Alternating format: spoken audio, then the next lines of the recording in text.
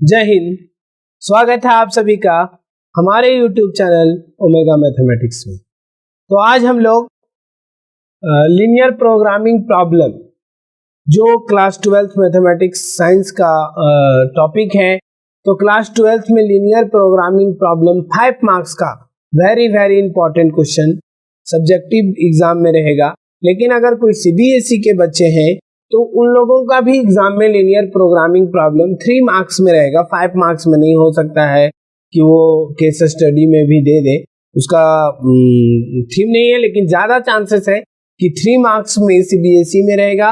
और Jharkhand academic council का subjective question paper long answer section का ये एक वेरी इंपॉर्टेंट क्वेश्चन है, बहुत आसानी तरीके से बनता है, स्कोरिंग है, मतलब आप 5 में 5 मार्क्स इजिली कर सकते हैं। कुछ 5 मार्क्स का क्वेश्चन हमारा ऑलरेडी YouTube पे अपलोडेड है, आप लिंक डिस्क्रिप्शन में दिया हुआ है, आप वहां से जाके देख भी लेंगे।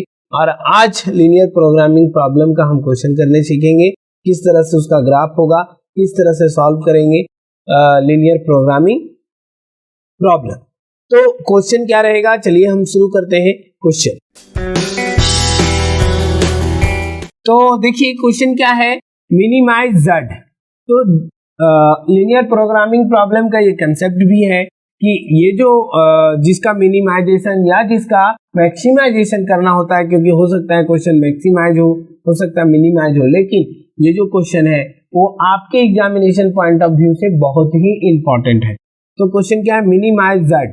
तो जिसका मिनिमाइज या मैक्सिमाइज करना है उसको ऑब्जेक्टिव फंक्शन कहते हैं, ये बात समझ लीजिए। सब्जेक्ट टू कंस्ट्रेंट्स, जो ये कंस्ट्रेंट्स है मतलब अंडर रेस्ट्रिक्शंस, आपको इसको मिनिमाइज करना है। तो ये जो कंस्ट्रेंट्स है, क्वेश्चन बनाने का क्या तरीका होगा, आप स्टार्टिंग में हमेशा, ये तो क्वेश्चन पेपर में क्वेश्चन लिखा हुआ होगा, आप स्टार्ट करेंगे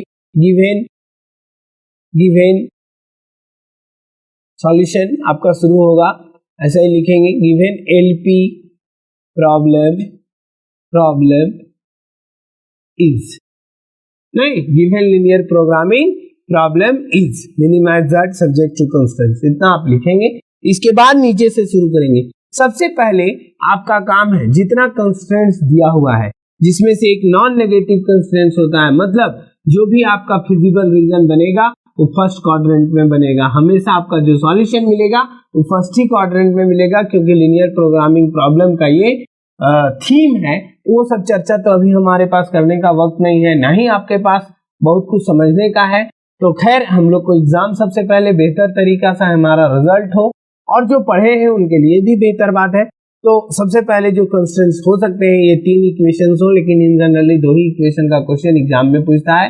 एग्जामिनेशन पॉइंट ऑफ दृष्टि से आपको परेशान होना है, तो जो कंस्ट्रेंट्स है उसको सबसे पहले ग्राफ में प्लॉट करेंगे, आपको ग्राफ पेपर एग्जाम में मिलेगा। तो स्टार्ट क्या होगा, first of all we draw the line, है ना। एक्चुअली ये इनइक्वालिटी में है, लेकिन हम लोग इट्स कॉरस्पॉन्डिंग इक्वेशन में यहाँ लिखेंगे, ग्राफ पेपर में उसको प्लॉट करेंगे, इन इक्वेशन का यूज करेंगे। 3x + 2y = 12। देखिए ये दोनों लाइन को प्लॉट करने का तरीका के लिए एक टेबल बना लीजिए, छोटा सा टेबल है, बहुत बड़ा नहीं है। x y स्कूल में आप सीखे हैं क्या है, एक बार x का मान 0 पुट करिए, y मिलेगा, क्या मिलेगा, 4, नहीं 0 पुट करेंगे, 2y = 8, y = 4। अब एक बार y का मान 0 पुट कीजिए, x का मान 8 मिलेगा। सेम कार्य यहां भी कर लेना है, सेम काम यहां भी कर लेना है, ठीक है। तो x का मान 0 पुट करेंगे, y 6 मिलेगा, y का मान 0 पुट करेंगे तो x 4 मिलेगा, ठीक है। साथ ही साथ एक्चुअली ये दोनों लाइन क्या है, इंटरसेक्ट करेंगे किसी पॉइंट पे, तो आप यहीं पे सॉल्व कर लीजिए या बाद में भी सॉल्व कर सकते हैं, ठीक है। तो अगर आप यहीं सॉल्व कर लीजिए क्लियरली तो कोई हर्जा नहीं है, उसके बाद ही हम ड्रॉ करेंगे, ठीक है। तो क्लियरली सॉल्व करने का तरीका, जो एलिमिनेशन मेथड आप पढ़े हैं उस मेथड से अगर आप इसको सब्सट्रैक्ट कर दें 1 और 2 को, नहीं सपोज क्वालिटी इसको 1 हमने कहा, इसको 2, इसको 3, तो सॉल्व करेंगे एलिमिनेशन से, तो घटाएंगे, देख लीजिए थोड़ा सा रफ स्केच माइनस, तो ये कैंसिल हो जाएगा, ठीक है। तो आपका यहाँ से -2x is equals to -4, so x का वैल्यू मिल गया, दिस इज 2, इसी में पुट करेंगे तो आपका y का वैल्यू मिल जाएगा, अगर x यहाँ 2 पुट किए उधर गया 6, दिस इज 3, y का वैल्यू 3, सेटिस्फाई करा लीजिए तो आपको पता भी चल जाएगा 2 + 3 2 = 6 8, यहाँ भी अगर करें दिस इज 6 और 3 2 = 6 12, तो यही हमारा इंटरसेक्टिंग पॉइंट होगा। चलिए अब ग्राफ पे आते हैं, सबसे इंपॉर्टेंट है, पूरा मार्क्स आपका ग्राफ पे है, 2 से 3 नंबर आपको ग्राफ पेपर पे ही मिलेगा। तो आपका सबसे पहले काम है कि आप एक एक्स एक्सिस और एक वाई एक्सिस आप ड्रॉ करिए। नहीं, एक एक्स एक्सिस थोड़ा सा हम इधर इसलिए लिए क्योंकि आपका जो फिजिबल रीजन जो मिलने वाला है वो हमेशा फर्स्ट क्वाड्रेंट में ही मिलेगा। तो देखिए कैसे करेंगे, 0 4, नहीं x का मान 0, y का मान 4, कुछ यहां होगा 0 4, अब x का मान 8, y का मान 0, कुछ इधर हो जाएगा, ठीक है 8 0। अब स्केल बैठा के आराम से इसको क्या करिए, खींच दीजिए और इसका नाम तुरंत दे दीजिए, नहीं तो दूसरा लाइन ड्रॉ करेंगे फिर भूल जाएंगे कौन सा है। तो x + 2y = 8, तो x + 2y = 8। नेक्स्ट इसका, तो x 0, y का मान 6, कुछ इधर आएगा। देखिए ग्राफ पेपर में ये सब चीजें स्पष्ट दिखाई देंगी, नहीं यहाँ x का मान 4, y का मान 0, पीछे ही होगा, ठीक है 4 0, और फिर इसको क्या करना है, मिला लेना है, ये वाला नाम दे दीजिए 3x + 2y = 12, 3x + 2y = 12, ये लाइन हो गया। अब हमारा बारी आया स्केच करने का, तो देखिए ये लाइन को पकड़े रहेंगे, फर्स्ट लाइन ये है ना, तो देखिए दो तरीका है, या तो आप इस x और y के जगह 0 0 पुट कर लीजिए, नहीं तो 0 0 पुट करेंगे, 0 ≤ 8, ये करेक्ट है, तो इसका मतलब ओरिजिन की तरफ, ये लाइन जो है इसका स्केच ओरिजिन की तरफ होगा, है ना। दूसरा तरीका क्या है, x के तरफ ये मुंह क्लोज अगर है, नहीं पुट नहीं अगर आप करते हैं तो x के तरफ अगर ये मुंह क्लोज है तो यहां आप खड़े हो गए, इसका लेफ्ट इसका राइट देख लिए, तो लेफ्ट साइड इधर इसका स्केच होगा, हाँ ठीक है। देखिए हम एक रफ स्केच यहां आपको बना देते हैं, आपको ये कार्य रफ में आप करेंगे, ये हो गया, यही ना था लेफ्ट साइड। अच्छा नेक्स्ट, इसके x के तरफ यहां भी मुंह बंद है, तो इस लाइन पे खड़े हो गए, इसके भी लेफ्ट साइड थोड़ा सा अलग डिजाइन से कर दे रहे हैं, नहीं ये बात हो गया। तो या तो आप पुट कर लीजिए, देखिए इस केस में भी अगर 0 0 पुट करते तो 0 ≤ 12, ये भी करेक्ट है, तो लेफ्ट ओरिजिन की तरफ है ना। लेकिन हमारा ये शॉर्ट ट्रिक है, आपको उतना पुट करने की झंझट नहीं रहेगा। x, हाँ x प्रेजेंट है तो y का कोई वेटेज नहीं है, अगर ये खुला रहता तो राइट साइड, तो दोनों के केस में जो ये कॉमन पोर्शन, दोनों लाइन जहां स्केच हो रहा है वो ये भाग है।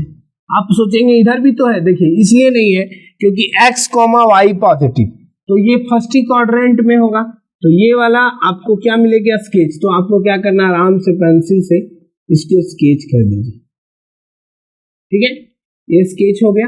और ये जो इंटरसेक्टिंग पॉइंट है वो हमने सॉल्व कर लिया है 2 3, तो ये 2 3 हो गए, ये O ओरिजिन। अब इसका नाम दे दीजिए जो बॉन्डेड रीजन मिला, तो ये रीजन आपको यहां भी मिल सकता था, इधर भी वो डिपेंड करेगा कि क्वेश्चन क्या है।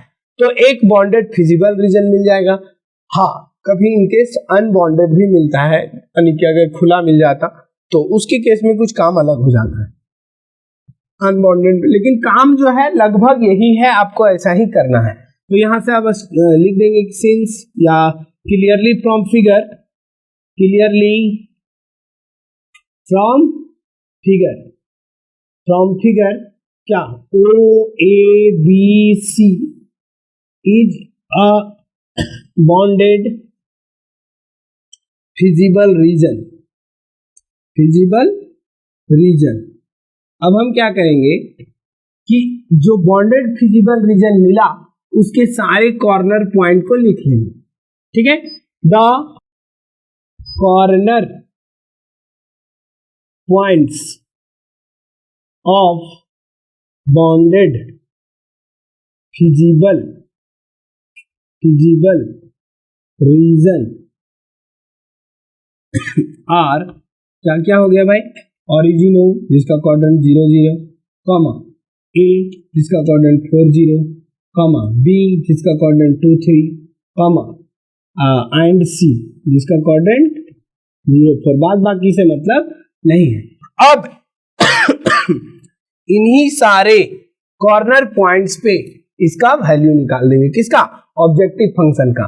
और अगर हमको मिनिमाइजेशन बोला है तो जिस भी पॉइंट पे मिनिमम होगा वही उसका सॉल्यूशन होगा, और अगर मैक्सिमाइजेशन बोलेगा तो जिस भी पॉइंट पे मैक्सिमम होगा वही उसका सॉल्यूशन हो जाएगा। तो यहाँ कुछ भी हो, मैक्सिमाइजेशन मिनिमाइजेशन से कोई मतलब नहीं है। हमारा जो प्रोसेस होगा क्वेश्चन बनाने का एकदम ऐसा ही यहाँ तक आएंगे, और अब सारे कॉर्नर पॉइंट पे वैल्यू निकाल देंगे। Now value of objective function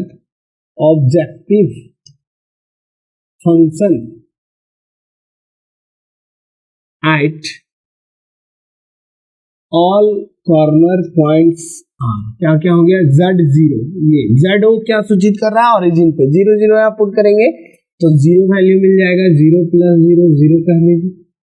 ZA नहीं ZA यानी 4 0 जिसको बोल रहे हैं, तो 4 0 पुट कीजिए, दिस इज -3 × 4 -12 लिख दे क्या, +0, दिस इज -12।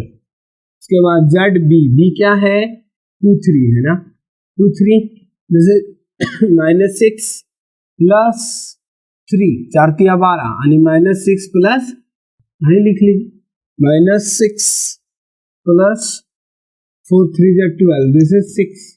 ZC क्या है, 0 4, 0 4 का मतलब 0 प्लस 4 4 16, दिस इज आपका मिल गया कितना, 60। तो देखिए ये सारे वैल्यूज मिल गए कॉर्नर पॉइंट पे। अब इसमें मिनिमम कहाँ है, यहाँ है। आप क्या कीजिए, अगर आप स्केच पेन एग्जाम में ले जाते हैं तो इसको स्केच भी कर लीजिए, आपका जितना ज्यादा स्कोर होगा तो आप इसको स्केच कर दीजिए। नहीं, और फाइनली आप क्या है, हम थोड़ा सा इधर लिख रहे हैं, क्वेश्चन हो गया है तो यहाँ हम आपका आंसर लिख देते हैं, फाइनल आंसर। तो इसके नीचे लिखेंगे हेंस मिनिमम वैल्यू, क्योंकि हमको मिनिमम चाहिए था, वैल्यू ऑफ ऑब्जेक्टिव फंक्शन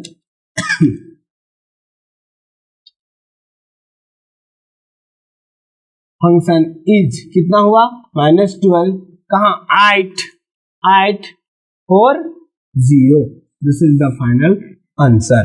तो अगर मैक्सिमाइजेशन रहता तो मैक्सिमाइजेशन। तो क्वेश्चन बनाने का तरीका यही है। अगर आपको कहीं भी किसी तरह का दिक्कत है तो आप कमेंट सेक्शन में कमेंट कीजिए और अपना जो समस्या है वो आप हम तक रखें ताकि वो आपको सॉल्व करें हम। नेक्स्ट, अगर आपको वीडियो अच्छा लगा है तो आप लाइक कीजिए, शेयर कीजिए और चैनल को सब्सक्राइब कीजिए। और हम कुछ LPP का 2-3 क्वेश्चन जो है आपको दे रहे हैं, इंपॉर्टेंट हो सकता है कि वो सेम टू सेम आपका एग्जाम में आ जाए या रिलेटेड रहे। ये तो 100% है कि ऐसा ही एग्जाम में रहना है, लेकिन बाय चांस आपका बनाया हुआ क्वेश्चन एग्जाम में आता है तो और बेहतर बात है। तो चलिए अब हम कुछ इंपॉर्टेंट क्वेश्चन आपके सामने देते हैं, आप उसे सॉल्व करें। तो ये सारे क्वेश्चन हो गए, 3 ही क्वेश्चन है। नहीं, इसमें भी क्या कह रहा है, मिनिमाइज Z, इसमें भी मिनिमाइज है और उसमें भी मिनिमाइज है। तो हो सकता है मिनिमाइजेशन का इस बार ज्यादा इंपॉर्टेंट है मैक्सिमाइजेशन, लेकिन अगर मैक्सिमाइजेशन रहेगा तो कोई हर्जा नहीं है। तो क्वेश्चन देखिए, यहाँ भी दोनों तरफ ओपन ब्रैकेट है, मतलब x की तरफ मुंह खुला है तो राइट साइड फिगर बनेगा। यहाँ पे मिक्स है तो राइट लेफ्ट, आपको कॉमन रीजन फर्स्ट क्वाड्रेंट में मिलना है। आप क्वेश्चन बनाने का प्रयास करेंगे और अगर किसी भी तरह का अगर आपको इसका सॉल्यूशन होगा आप कमेंट करेंगे तो आपको उसका सॉल्यूशन का वीडियो आपके तक हम पहुंचाने का प्रयास करेंगे। तो थैंक यू फॉर वाचिंग। जय हिंद।